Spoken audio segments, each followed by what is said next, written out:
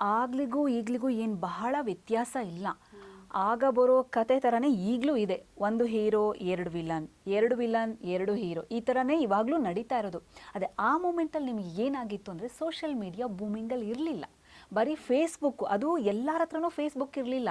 ಆವಾಗ ಈ ಥರ 4G 5G ಎಲ್ಲ ನಾವು ನೋಡ್ತಿರ್ಲಿಲ್ಲ. ನಿಮಗೆ ನೆಟ್ವರ್ಕ್ಗಳ ಇಶ್ಯೂಸ್ ಇತ್ತು. ಊರ ಕಡೆ ಎಲ್ಲ ಇದು ಯಾವುದೋ ಒಂದು 2 ಸಿಮ್ಗಳು ಮಾತ್ರ ಸಿಕ್ತಿತ್ತು ಅನ್ಸುತ್ತೆ, ಏರ್ಟೆಲ್ಲೋ BSNL.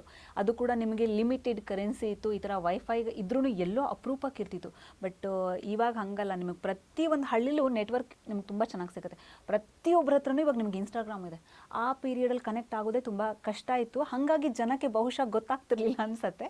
ನೀವು ಏನು ನೋಡ್ತೀರಾ, ಇಲ್ಲಿ ಬಂದು ಪಕ್ಕದ ಚಾನಲಲ್ಲಿ ಬಂದರು, ಓಕೆ ಫೈನ್, ವಾವ್ ಸೂಪರ್, ಇದು 2 ವಿಲನ್, ಇದು 2 ಹೀರೋ. ಬಟ್ ಇವಾಗಲೂ ಅದೇ ಬರ್ತಿದೆ, ಏನು ವ್ಯತ್ಯಾಸ ಏನು ತುಂಬ ಇಲ್ಲ. ಆದರೆ ಇವಾಗ ಏನಾಗ್ಬಿಟ್ಟಿದೆ ನಿಮಗೆ, ಅದೇ ಹೇಳಿದ್ನಲ್ಲ, ಪ್ರತಿಯೊಬ್ಬರು ಕೂಡ ನಿಮಗೆ ಇಲ್ಲಿ ಆ್ಯಕ್ಟರ್ಸೇ ಆಗಿಬಿಟ್ಟಿದ್ದಾರೆ ಇವಾಗ ಸೋಷಿಯಲ್ ಮೀಡಿಯಾ ಯೂಸ್ ಮಾಡೋರು. ಹಾಗಾಗಿ ಅದು ಏನು ಅನಿಸುತ್ತೆ ನಿಮಗೆ, ಹೊಸ್ತಂತ ಅನ್ನಿಸ್ತಲ್ಲ. ಆಮೇಲೆ ಏನಕ್ಕೆ ನಿಮಗೆ ಈಗ ಬಂದವರು ಇನ್ನೊಂದು ಸೀರಿಯಲಲ್ಲಿ ಉಳ್ಕೊಳ್ತಿಲ್ಲ ಅಂದರೆ ಬಿಕಾಸ್ ಆಫ್ ತುಂಬ ಜನ ಆರ್ಟಿಸ್ಟ್ ಆಗ್ತಾ ಇದ್ದಾರೆ ನಿಮಗೆ. ಇವಾಗ ಈ ಸೀರಿಯಲ್ ಬಂದಾಗ ಇನ್ನು ನೆಕ್ಸ್ಟ್ ಸೀರಿಯಲ್ ನಿಮಗೆ ಹೊಸಬ್ರೇ ಕಾಣಿಸ್ಕೋತಾರೆ. ಸೊ ನಿಮ್ಗೆ ಅಷ್ಟೊಂದು ಟ್ಯಾಲೆಂಟ್ ಇರೋವಂಥವ್ರು ಇವಾಗ ನಿಮ್ಗೆ ಸಿಗ್ತಾ ಇದ್ದಾರೆ. ಅದೇ ಹೇಳಿದ್ನಲ್ಲ, ಇವಾಗ ಆ ಪೀರಿಯಡಲ್ಲಿ ಅಷ್ಟು ಇದ್ರೂ ಕಷ್ಟ ಆಗಿರ್ತಿತ್ತು. ಈಗ ಹಂಗೆ ಕಷ್ಟ ಇಲ್ಲ. ಇವಾಗ ನಿಮಗೆ ಅವಕಾಶ ಬೇಕು ಅನ್ನೋದನ್ನು ಕೂಡ ಸೋಷಿಯಲ್ ಮೀಡಿಯಾದಲ್ಲಿ ಪೋಸ್ಟ್ ಮಾಡಿಬಿಡ್ತಾರೆ. ಇವಾಗ ಹಿಂಗೆ ಆಡಿಷನ್ಸ್ ಇದೆ, ಹೋಗಿ ಅಟೆಂಡ್ ಮಾಡಿಬಿಡಿ ಅಂತ ಹೇಳ್ಬಿಟ್ಟು.